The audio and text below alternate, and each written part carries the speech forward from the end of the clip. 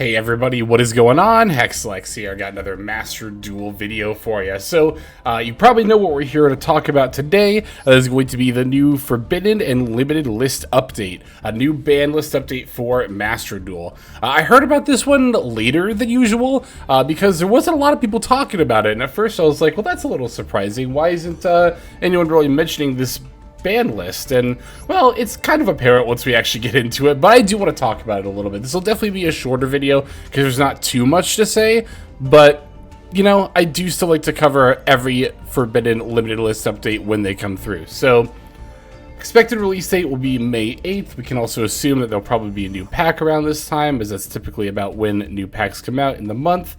So I'll be doing an updated tier list once we know for sure the contents of this pack as far as like the meta goes. But there's only one card getting limited at all here, and that is going to be Solemn Judgment? Question mark? Going from 3 to 2, so this card will be semi-limited. There is also a handful of cards that are going to be unlimited, going from 2 to 3.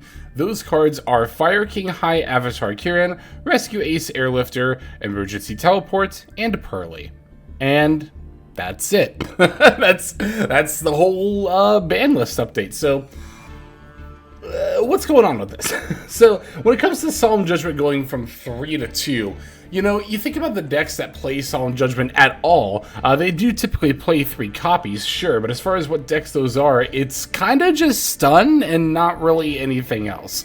Now, granted, there are a number of decks that have played Solemn Judgment in the past with some competitive success. I remember in particular, there was a Yubel build back when Tenpai first came out that was in the top 10 of rating duels that was rocking a playset of Solemn Judgment. But also, to be fair, that's a really specific meta call, because again, it was in Tenpai format, where you could reasonably expect to go first if you weren't on Tenpai, like, you know, more often than not, making Solemn Judgment a pretty good counterpick for that meta game, you know, in particular. But you know, especially lately, Solemn Judgment doesn't really see a mass amount of play outside of the usual suspects which are using it, which is again mostly stun. So I guess I'm just trying to figure out what is that exactly is going on here. I have to assume this is a stun hit, is what I'm getting at.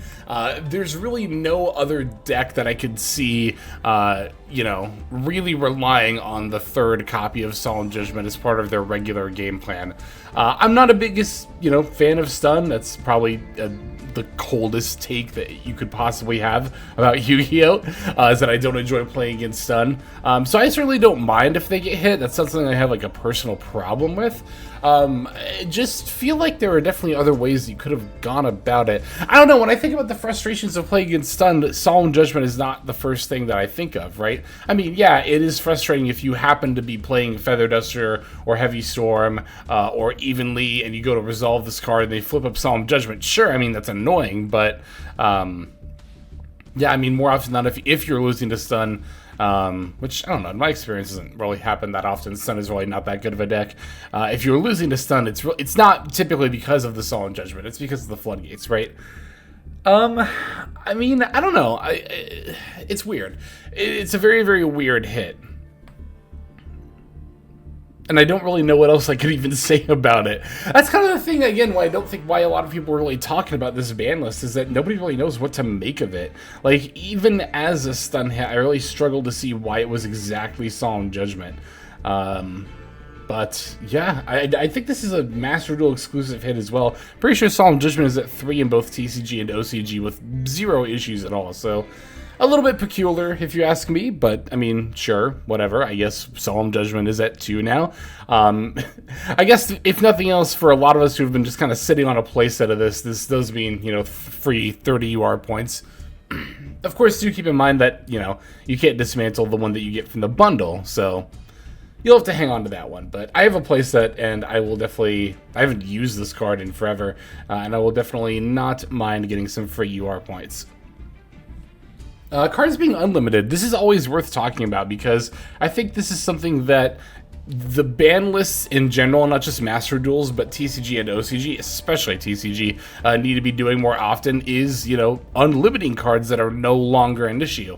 And I'm always very consistently pleased with the turnaround time that Master Duel has got. I've often defended the Master Duel ban list. I mean, I won't necessarily defend this update in particular because again, as I said, I don't really know what's going on here. But one thing I will definitely defend about the Master Duel ban list, there's a few things that I really like about it.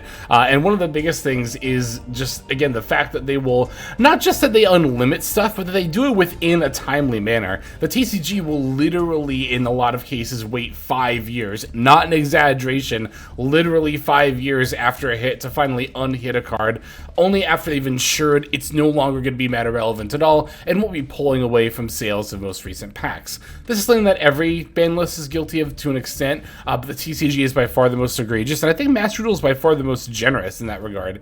You think about like Fire King, Snake Eye, and Rescue Ace, and even Pearly. These are all decks that like are still meta relevant, and when I say meta relevant, what I mean is that you could pick up any of these decks and get to Master 1 or top a tournament honestly fairly easily. Like, these are, I would call these all, like, you know, if they are rogue, upper rogue, but I'd be willing to call all these like tier 3 decks, even Pearly to an extent, which does still see a lot of competitive success when it does see play. It just doesn't see a lot of play because people kind of find the deck to be boring, which is, you know, one thing or another, but doesn't take away from the deck's power level. That's actually also very true of Rescue Ace as well. So I'm glad that these cards are all going to 3 because they are still relevant. E-Telly, I think I'm probably the most excited about because I really like Punk. I know Punk is getting follow-up support at some time in the relatively near future, hopefully soon. Yeah, and obviously uses the card quite a bit. E-Telly just enables a lot of like really cool strategies, and it particularly favors pile decks, which I'm of course a particularly big fan of. E-Telly can also grab Ghost Ogre, which is not irrelevant in this meta, Ghost Ogre being very good against Blue Eyes, and just good at card in general, but this is a particular metagame where Ghost Ogre is especially strong, so I love all 3 of these semi-limits going back to 3. Very, very warranted. You know, I'll say that even Fire King High Avatar Kieran, among all these hits, was probably the one that least needed to go to 3. Like, I don't know, that doesn't really affect the consistency of Fire King Snake Eye that much, to lose the 3rd Kieran of all cards, right? It's not like this card is a 1-card starter.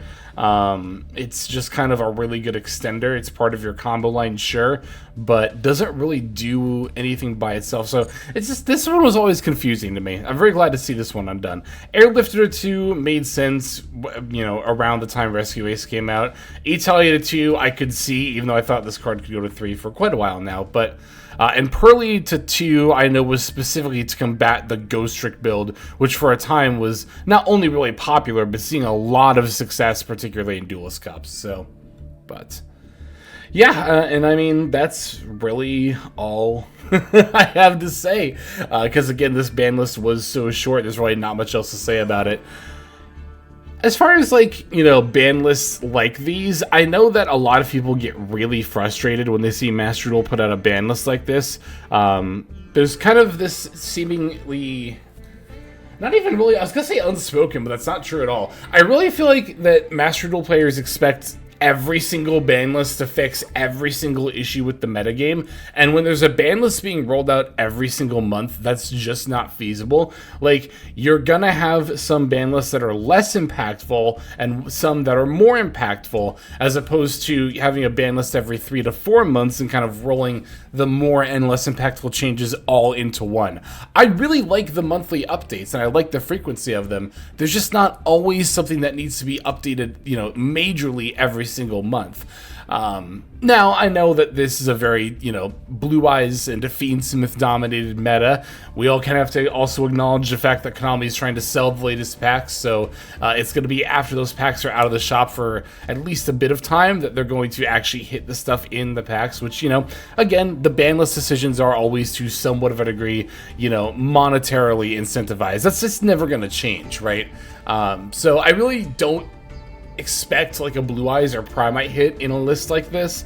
I think it's even too soon for Fiendsmith. Not that I think Fiendsmith hits are unwarranted. I think Engraver in particular should absolutely go to 1, but I'm not surprised to not see the hits here. And I don't think that a lack of, you know, Fiendsmith or whatever you think is the issue on this ban list doesn't mean that it's never going to get hit. It's just, you know, again, it's pretty obvious how Konami kind of does things, and lists like this are to be expected from time to time. I still don't think that makes it any more clear why Solemn Judgment went to 2. It almost feels like they wanted to have a list where something got hit. Like, these 4 cards being unlimited was like a certainty they'd locked in, but they're like, we can't just have a ban list update that's only things going to 3. We gotta hit something.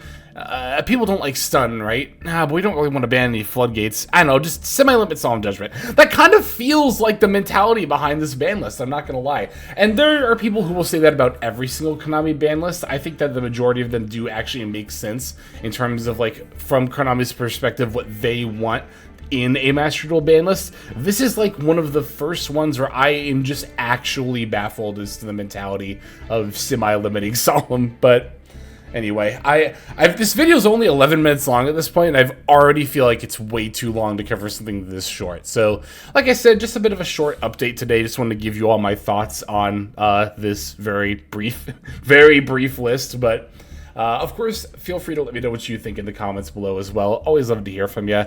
But that's really going to be about it. So that'll be all for now.